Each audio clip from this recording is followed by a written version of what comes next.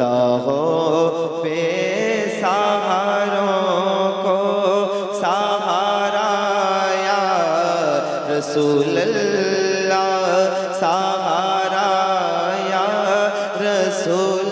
मोहम्मद का पसीना पी लिया होगा और नबी के आशिकों के दिल अगर जन्नत में लगते हैं, नबी के आशिकों के दिल अगर जन्नत में लगते हैं तो फिर जन्नत ने भी रंगे मदीना पी लिया होगा, तो फिर जन्नत ने भी रंगे मदीना पी लिया होगा।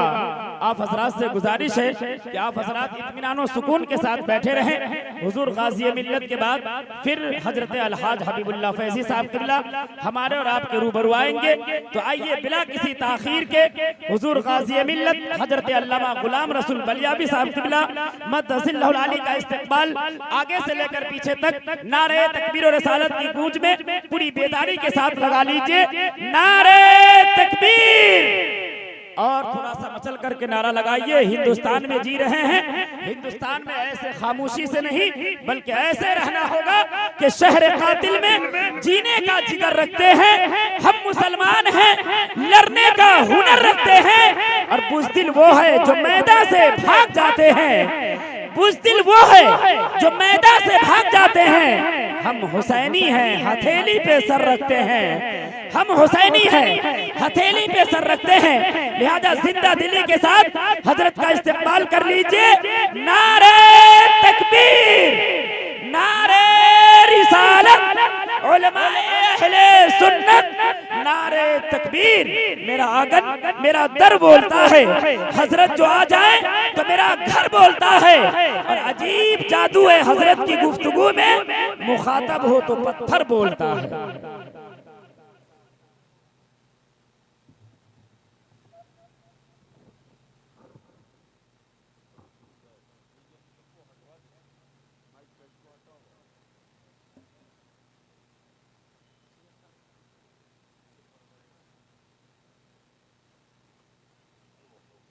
इमारत नहीं बनती है। अब अगर सुनना चाहते हैं तो बोलना पड़ेगा। एक बार सारा मजमा कह दे या हुसैन, जोर से, जोर से, जोर से।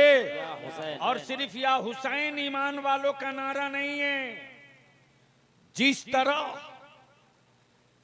तरह दो आंखें हुस्न हैं, एक आंख ऐब है, दो हाथ जरूरत है, एक हाथ ऐब है, दो कान जरूरत है, एक कान ऐब है। तो जिस तरह इंसान के जिस्म के हुस्न के लिए दो आंखों का होना जरूरी है, उसी तरह मुस्तफा की दीन की दो आंखें हैं। एक का नाम हसन है, एक का नाम हुसैन। नारे तकबीर, नारे रिसालत, नारे रिसालत, जिक्रे शुहदाए करबला, नारे तकबीर। अब ज़हन को हाजिर करना ईमान वाला, मैं रवायतें नहीं सुना रहा हूं। हाँ, इसमें भी कोई शौक सुबह नहीं है कि करबला और कूफा तक ही यजीद की जुर्रियत महदूद नहीं है, कुछ भारत में भी आ गए हैं। और कुछ पागल मौलवी टाइप के लोग व्हाट्सएप फेसबुक पर अनाप शनाप लिखते, उन नकल के टूअरों को शायद पता नहीं, पता हो कैसे, इसलिए कि जो यजीद का टुकड़ा खाया है वो यजीद की बोली बोलेगा, और जो हुसैन का सदका खाया है वो मुस्तफा के दीन की बोली बोलेगा।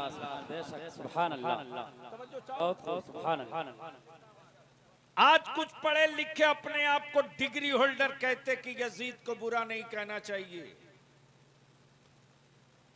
लेकिन ये वही तबका है जो कहता है कि अमीरुल मोमिनीन पर उंगलियां उठाता है। और मेरे आका करीम सल्लल्लाहु अलैहि वसल्लम क्या फरमाते, मेरे सहाबा मिसले सितारा के हैं, इनमें से किसी एक की भी पैरवी कर लोगे तो निजात पा जाओगे।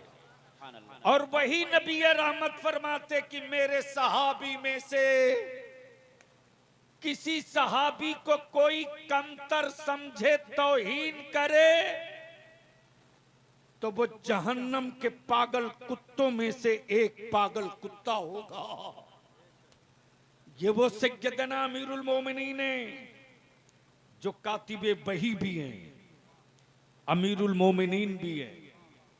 अब बलिया भी यहां रुक कर दो फर्क तुझको तेरी आंखों से दिखा दे, चुनौती और चैलेंज के साथ। दुनिया की कोई एक किताब लाओ, कोई एक किताब लाओ, चाहे अरबी की लाओ, कि उर्दू की लाओ, कि फारसी की लाओ, कि तारीख की लाओ, कि हिस्ट्री की लाओ, कोई एक किताब लाओ जहां यजीद के बाद, जहां लफ्ज यजीद के बाद इब्ने मुआविया लिखा हो, कोई एक इबारत दिखा दो। बल्कि जहां जहां लफ्ज यजीद मिलता है वहां वहां उर्दू में पलीद मिलता है, और अरबी में लईन मिलता है। अमीरे मुआविया नहीं मिलता, लेकिन जहां जहां हुसैन मिलेगा वो तनहा हुसैन नहीं मिलेगा, बल्कि हुसैन के साथ इब्ने अली भी मिलेगा। नारे तकबीर, रिसालत। गोया आज भी यजीद अमीर मुआविया से नहीं पहचाना गया, गंदगी से, निजासत, लानत से। और मौला हुसैन पहचाने गए बाबा मौला अली से। मसलक चाहे जिसका जो हो, तवज्जो चाहूंगा पहले, पुपड़ी वालों लड़ना मत।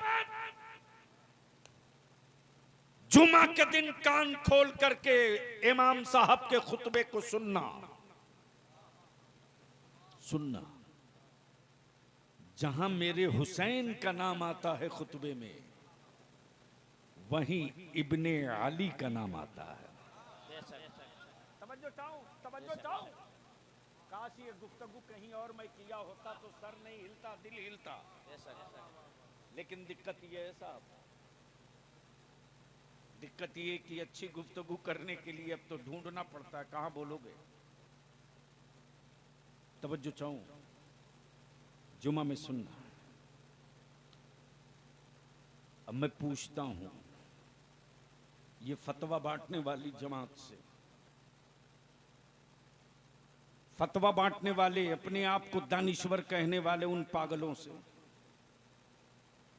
अरे पढ़े लिखे हो तो उसी मस्जिद में खुतबा पढ़ा जा रहा है,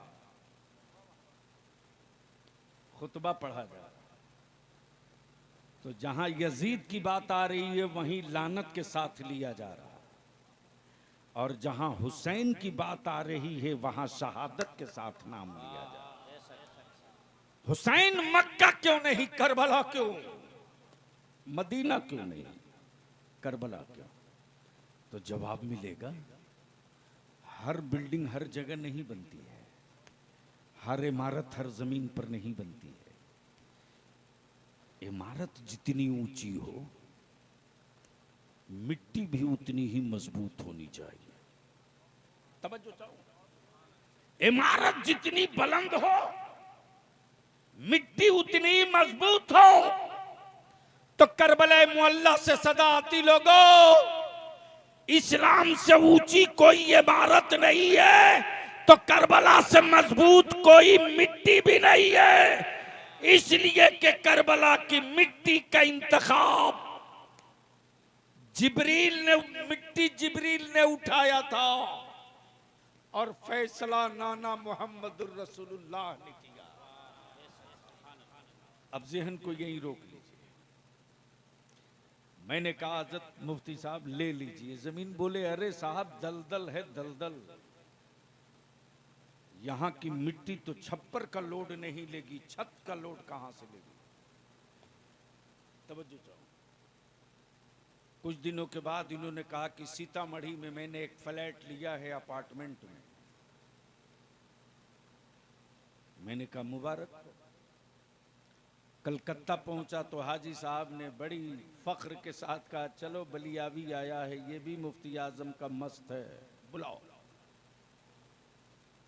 जैसे ही मैं पहुंचा तो हाजी साहब ने कहा इस बिल्डिंग में 2 फ्लैट ले चुका हूं, वो जो नई वाली बन रही है उसमें एक बुक कर दिया हूं, कंप्लीट है लेकिन चाबी नहीं दिया है।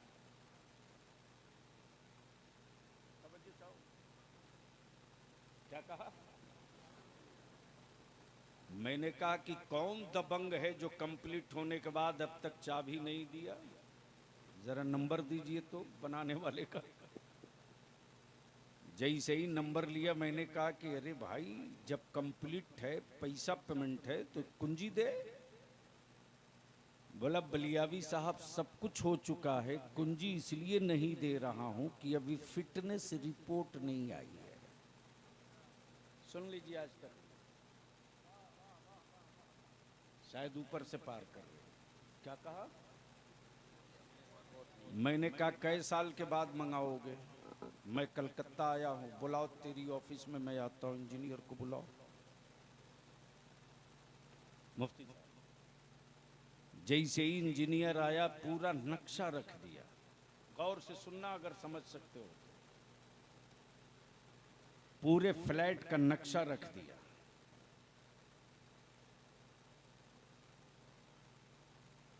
पूरी बिल्डिंग का नक्शा रख दिया। बेसमेंट से लेकर के लास्ट छत तक, पानी की टंकी तक सब उसी में है। और सब दिखाने के बाद कह रहा है कि फिटनेस रिपोर्ट नहीं है। मैंने कहा इंजीनियर को बुला लो। आ गया। मैंने कहा बता भाई कमी किस चीज की है? बोला सब कंप्लीट है। मैंने कहा फिर कुंजी क्यों नहीं देता? बोला ट्रायल बाकी है। मैंने कहा किस चीज से करोगे? बोला सेफ्टी मैनेजमेंट का डायरेक्टर आ रहा, दिल लगाओ तो बोल दूंगा। क्या कहा? सेफ्टी मैनेजमेंट का डायरेक्टर आ रहा। जैसे ही आया मैंने कहा इस बिल्डिंग की पाइलिंग, बोला 90 फीट नीचे। मैंने कहा बिल्डिंग की ऊंचाई के एतबार से तुमने इसमें रड, सीमेंट, गिट्टी, बालू डाला? कहा जितनी बिल्डिंग की ऊंचाई है उसके पूरे नॉर्म्स को मैंने फुलफिल किया है।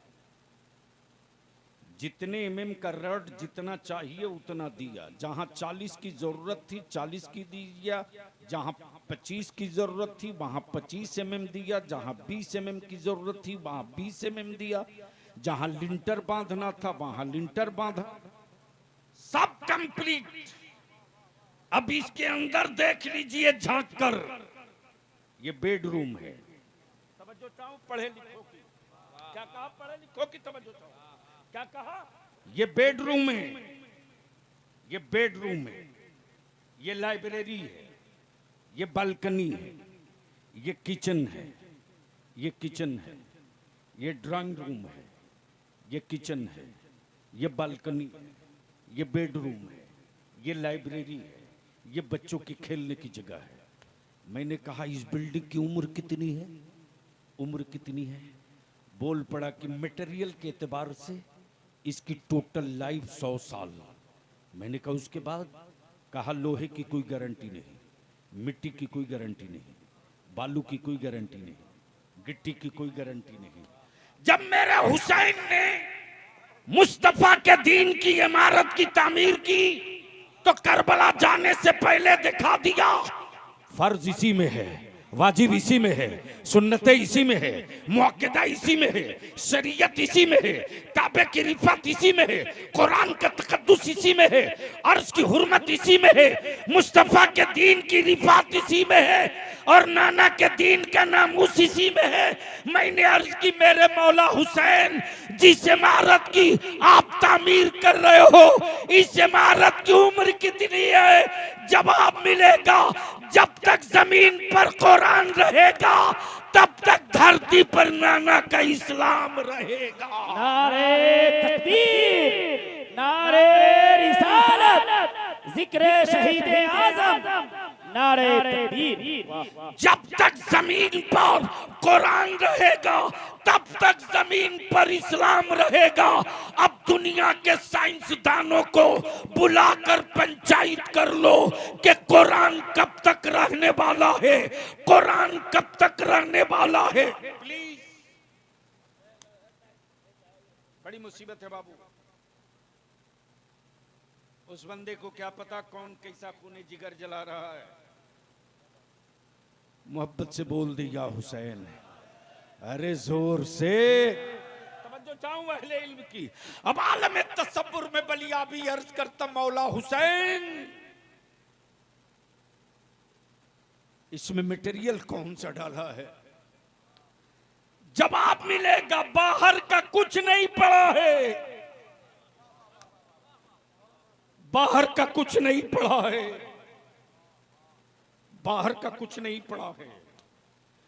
जो कुछ लगा है इस इमारत की तामीर में वह मुस्तफा के घराने का लगा है, नबी की आल का लगा है। फैक्ट्री और कारखानों का लोहा हो तो उसकी उम्र का अंदाजा किया जा सके। जहां खूने मुस्तफा हो, जहां खूने मुस्तफा हो, जहां खूने मुस्तफा हो। मेरे अजीज, पाया हुआ इस्लाम तेरे पास है तो तुझे दर्द नहीं है रे, तुझे दर्द नहीं है, चूंकि पाया हुआ है, तुझे पाया हुआ, तुझे पाया हुआ। लेकिन हुसैन का पाया हुआ इस्लाम नहीं है, बचाया हुआ इस्लाम है। सुभान अल्लाह। बचाया हुआ और है, पाया हुआ और है। हाजी साहब ने अपने बेटे से कहा, अब तुम सियाने हो गए हो, तेरी हर जरूरत पूरी कर दी, जा कल 5 रुपया कमा के ला। हाजी साहब का बेटा बोला, पूरी जिंदगी कलकत्ते में कॉलर खड़ा करके चला, अब जाएंगे मजदूरी करने। अम्मी जिंदाबाद। पहुंच गया अम्मी के पास। अम्मी तुम ही फैसला करो ना, अब्बू कह रहे कमाने को। माँ ने बेटे का प्यारा चेहरा देखा, कहा तू चुप कर, मैं समझ लूंगी। क्या कहा? तो चुप कर, मैं समझ लूंगी। वालिद ने कहा कि मैंने कहा था जा कमा के ला, क्या हुआ? माँ दीवार बन गई। आज भर छोड़ दीजिए, लेकिन दूसरे दिन कहां बचोगे? माँ ने 5 रुपया दिया, कहा ले बेटा जा बाप को दे दे। जैसे ही बेटा बाप के पास 5 रुपया लेकर आया, हाजी साहब मुस्कुराए, बोले ले जा कुआं में डाल दे। बेटा सीधे आया कुआं के पास डाल दिया। 10 रोज तक माँ ने काम चला दिया। 11वें रोज माँ ने हाथ खड़ा कर दिया, कहा अब बस, अब नहीं। तो माँ के बाद जो सबसे कमजोर कड़ी होती है वो फूफू होती है। जैसे ही माँ ने दरवाजा बंद किया तो फूफू ने अपनी तिजोरी खोल दी, भतीजे अभी मैं हूं आ। 10 रोज तक फूफू ने काम चलाया। 11वें रोज फूफू ने भी हाथ खड़ा कर दिया, कहा बेटे अब बस मजबूर हूं। हाजी साहब डंडा लिए बैठे हैं, 5 रुपया ला। जब देख लिया कोई रास्ता नहीं तो पहुंचा है मार्केट में। खूबसूरत चेहरा देखकर कोई गठरी देने को तैयार नहीं, अच्छा लिबास देखकर कोई काम देने को तैयार नहीं।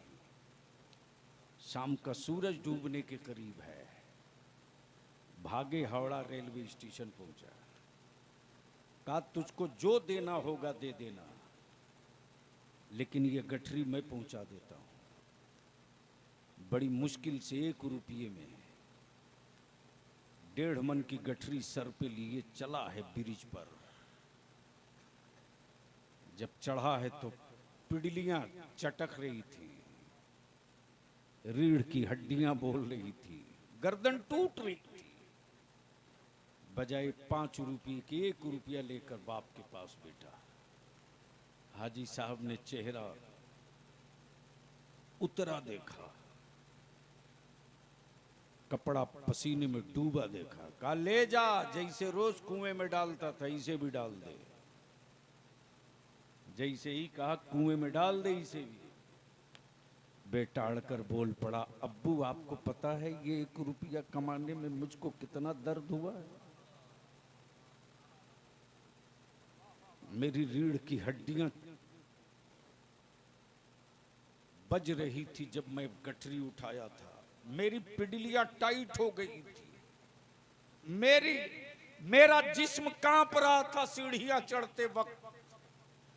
और आपने इतनी आसानी से कह दिया ले जा कुएं में डाल दी। मेरे अजीज, मेरे अजीज, अरे तुझे इस्लाम का दर्द क्या होगा? पूछ उस सैयदा फातिमा से, पूछ उस सैयदा फातिमा से जिस सैयदा ने गोद में हुसैन को लिया हो, जिस हसन को सैयदा चादर में छुपाई हो, 3 दिन के भूख और 3 दिन से चूल्हे में आग न जली हो। सैयदना इमाम हसन कहे अम्मी आप इजाजत दो तो मैं नाना मोहम्मदुर रसूलुल्लाह से कहता हूं आपकी बेटी फातिमा के घर 3 दिन से फाका है। नबी के रहमत की सखी बेटी कहती है हसन, जिस नाना से तुम फाके की शिकायत करोगे वो नाना तेरे दिलों की धड़कनों को भी सुना करते हैं, देखा करते हैं, उनसे कुछ छुपा नहीं। अभी गुफ्तगू हो ही रही कि कौनैन के मसीहा आ गए और सैयदा फातिमा ज़हरा की चौखट पर रहमत आलम कदम रंजाओ कर फरमाते फातिमा कहां है मेरे हसनैन, लाओ मेरे शब्बीर शब्बर को लाओ लाओ लाओ। अगर हदीस वाकई पढ़े हो तो ये हदीस भी पढ़ लेना, बुखारी में है कि बरसों का कोई भूखा मेरे नबी के चेहरे पाक को देख ले तो ऐसा लगता है कि जिंदगी में उसे कभी भूख लगी ही नहीं थी। वाह सुभान अल्लाह।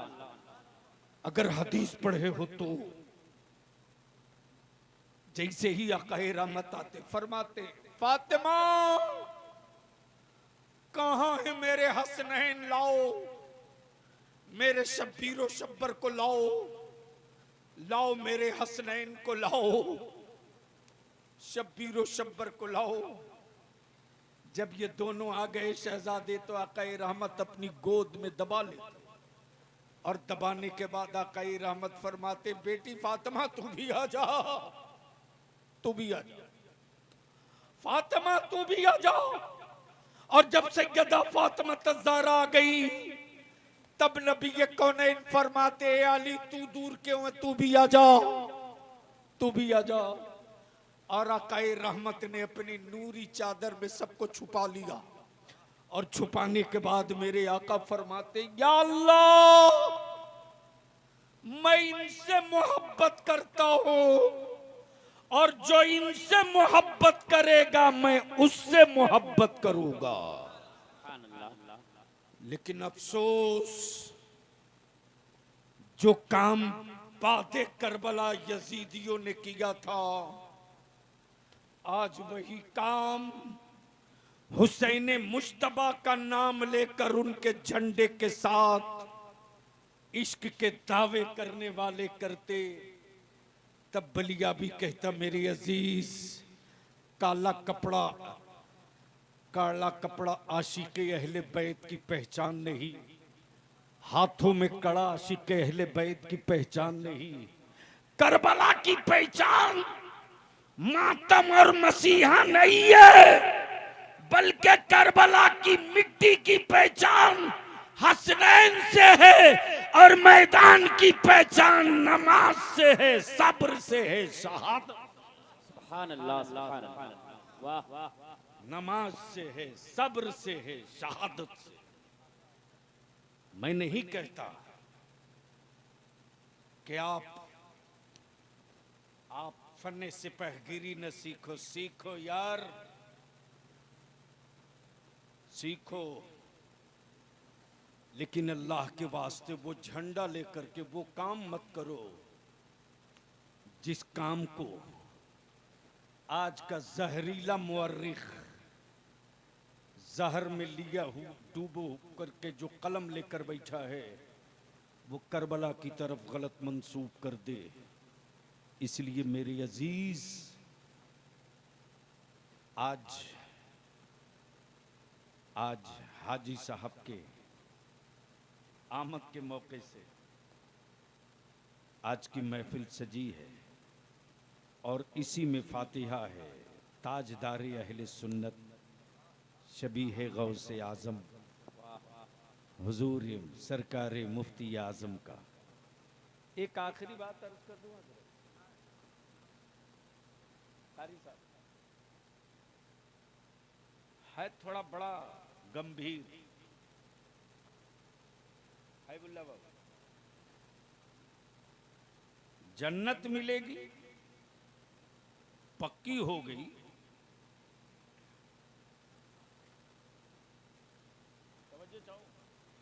पक्की हो गई। कोई हजरत दावा कर सकता है क्या?